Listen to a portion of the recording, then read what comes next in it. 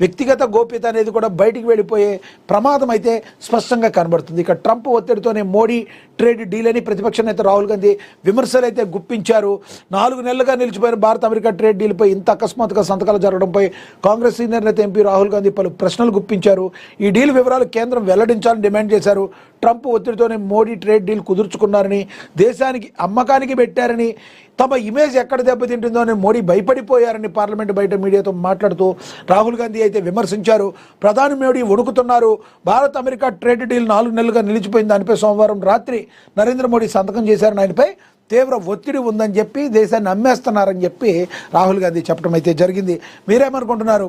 నరేంద్ర మోడీ తన చాకచక్యంతో మరి అమెరికాతో సత్సంబంధాలు కలిగి ఉండడం ద్వారా వాణిజ్యాన్ని డెవలప్ చేసుకుని ట్రేడ్ డీల్ కుదుర్చుకున్నారు అనుకుంటున్నారా, లేదంటే రాహుల్ గాంధీ చెప్పినట్టు దేశాన్ని అమ్మేశారు అనుకుంటున్నారు? మీరు కమెంట్ బాక్స్ రూపంలో కమెంట్ అయితే చేయండి.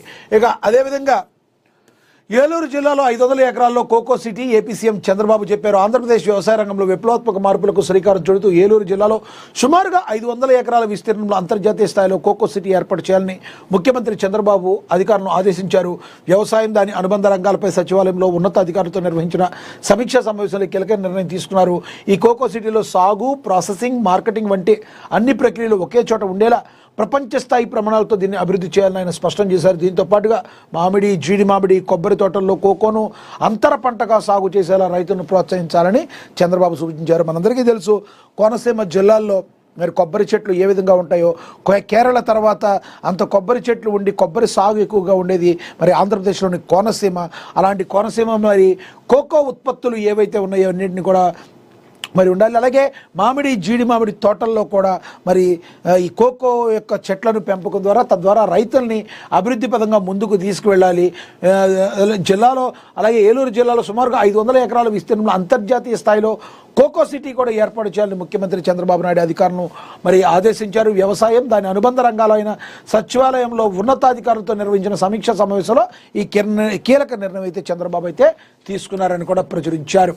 ఇక అదేవిధంగా ఫోన్ నెంబర్ బ్లాక్ చేశాడని ప్రియుడిని చంపిన ప్రియురాలు. కేవలం ఫోన్ నెంబర్ బ్లాక్ చేశాడనే కోపంతో ఓ యువతి కత్తితో తన ప్రియుడిని పొడిచింది. దీంతో ఆ యువకుడు అక్కడికక్కడే మరణించాడు. ఈ ఘటన ఛత్తీస్గఢ్లోని బిలాస్పూర్ జిల్లా సివిల్ లైన్స్ పోలీస్ స్టేషన్ పరిధిలో జరిగింది. కాంతా ప్రసాద్ సూర్యవంశీ అనే 25 ఏళ్ల యువకుడు శుభం విహార్ టీచర్స్ కాలనీలోని ఓ ఇంట్లో అద్దెకుంటున్నాడు. అతను స్థానిక హోటల్లో పనిచేస్తూ ఉన్నాడు. నిందితురాలికి అతని మధ్య కొంతకాలంగా పరిచయం, ప్రేమ వ్యవహారంగా మారింది. ఏదేమైనా కూడా ఆమె నెంబర్ని అతను బ్లాక్ చేశాడు. మరి కారణాలు ఏంటి అనేది మనకు తెలియదు. మరి ఎప్పుడైతే బ్లాక్ చేశారో ఆమె వెళ్ళి కత్తితో పొడి చేసింది, అతనైతే చనిపోయాడు. రానున్న రోజుల్లో ఇలాంటి విపరీత పోకడలు అయితే మనం చూస్తున్నాం. అది అబ్బాయిని చంపిన, అమ్మాయిని చంపిన ఇది తీవ్రమైన నేరం కాబట్టి సంయమనం పాటించాలి. యువత మరి మంచి మార్గం వైపు, సన్మార్గం వైపు వెళ్ళాలని మేధావులు చెప్తున్న పరిస్థితి. మీరేమనుకుంటున్నారు ఈ విషయంలో కింద కమెంట్ బాక్స్ రూపంలో కమెంట్ చేయండి. ఇక అదేవిధంగా జిల్లాలో మంత్రులందరూ కూడా జిల్లాలోనే ఉండాలి. ప్రతి స్థానం ఖచ్చితంగా గెలవాల్సిందే. పార్లమెంట్ ఇన్ఛార్జీలదే బాధ్యతని, 90% మున్సిపాలిటీలు గెలుస్తున్నామని, ప్రతిదీ గెలవాలని మంత్రులు, ఇన్ఛార్జీలకు సీఎం రేవంత్ రెడ్డి దిశానిర్దేశం చేశారు. అంతకుముందు గత ఎన్నికల్లో జరిగిన ఉప ఎన్నికలు కావచ్చు, గతంలో జరిగిన ఉప ఎన్నికలు కావచ్చు, మొన్న జరిగిన మరి పంచాయతీ ఎన్నికలు కావచ్చు, విజయ దుందుబి మోగించారు. అన్నీ తానై తన భుజస్కంధాల మీద వేసుకున్న సీఎం రేవంత్ రెడ్డి దీన్ని కూడా ఎటువంటి పరిస్థితుల్లో గెలిచి తీరాలి.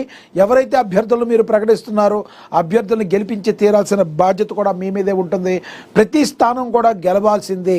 కాబట్టి గెలుపే లక్ష్యంగా, విజయమే లక్ష్యంగా ప్రభుత్వం ఏవేవైతే మంచి పనులు చేస్తుందో ప్రజలకు వివరిస్తూ తద్వారా కాంగ్రెస్ యొక్క జెండాను జయకేతనం ఎగరవేయాలని చెప్పి సీఎం రేవంత్ రెడ్డి చెప్పడం అయితే జరిగింది. మరి మంత్రులందరూ జిల్లాలకు వెళ్లాలని, రోజువారీగా రిపోర్ట్ తనకు అందించాలని ముఖ్యమంత్రి రేవంత్ రెడ్డి చెప్పారు. మున్సిపల్ ఎన్నికల వేళ జూబ్లీహిల్స్ రోడ్ నివాసం మంత్రులతో, పార్లమెంట్ ఇన్ఛార్జీలతో సీఎం రేవంత్ రెడ్డి భేటీ అయ్యారు. ఈ సందర్భంగా పలు సూచనలు చేశారు. సర్వేల్లో వెనుకబడిన మున్సిపాలిటీలను సీఎం విశ్లేషించారు. మంత్రులందరూ జిల్లాలకు వెళ్లి వెనుకబడిన మున్సిపాలిటీలను విశ్లేషించాలన్నారు. రోజువారీ రిపోర్ట్ తనకు అందించాలని చెప్పారు. మున్సిపల్ ఎన్నికల్లో టికెట్ ఆశించి బాగపడ్డ నేతలను బుజ్జగించాలన్నారు. అందరూ సమిష్టిగా పనిచేయాలని, ఒక్క ఓటు కూడా చేయకుండా జాగ్రత్త పడాలన్నారు. ఖచ్చితంగా అన్ని స్థానాలు గెలిచి తీరాల్సిందన్నారు. పాత కొత్త నేతలందరూ సమన్వయంతో ముందుకెళ్లాలని సీఎం రేవంత్ రెడ్డి సూచించారు. ఇక నియోజకవర్గ ఇన్ఛార్జీలతో గెలుపు బాధ్యతని మరొకసారి ఆయన పునరుద్ఘాటించడం అయితే జరిగింది. ఎటువంటి పరిస్థితుల్లో ఈ రానున్న ఇప్పుడు జరగబోతున్న 11వ తేదీన పోలింగ్ జరగబోతుంది. ఈ రానున్న ఎన్నికల్లో ఎటువంటి పరిస్థితుల్లో కాంగ్రెస్ పార్టీ విజయ ఢంకా మోగించాలని చెప్పి తెలంగాణ ముఖ్యమంత్రి రేవంత్ రెడ్డి అయితే తేల్చి చెప్పారు. మీరు అలాగే కాదు, వెనుకబడిన ఏవైతే నియోజకవర్గాలు ఉన్నాయో, గెలుపుకి ఆమడ దూరంలో ఉన్నాయో ఎందుకు అంత దూరంలో ఉన్నాయి, దాని గురించి విశ్లేషించాలి. ప్రతిరోజు నా రిపోర్టు, డైలీ రిపోర్టు కావాలని కూడా చెప్పడం జరిగింది. ఇన్ఛార్జీలదే, మంత్రులదే అక్కడ బాధ్యత ఉందని కూడా ఆయన ఒకటిసారి తెలియజేయడం అయితే జరిగింది. మరి రానున్న ఎన్నికల, మున్సిపల్ ఎన్నికల్లో కాంగ్రెస్ పార్టీ తన జెండాని ఎగరవేసి ముందుకు వెళ్తుందని మీరు భావిస్తున్నారా? కమెంట్ బాక్స్ రూపంలో కమెంట్ చేయండి.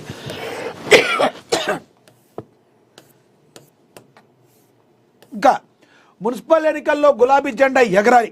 పూర్తిగా ఎన్నికలు పూర్తయ్యే వరకు అక్కడే మకాం వేయాలి. ఇన్ఛార్జీలు, కోఆర్డినేటర్లతో కేటీఆర్ టెలికాన్ఫరెన్స్ అయితే నిర్వహించారు.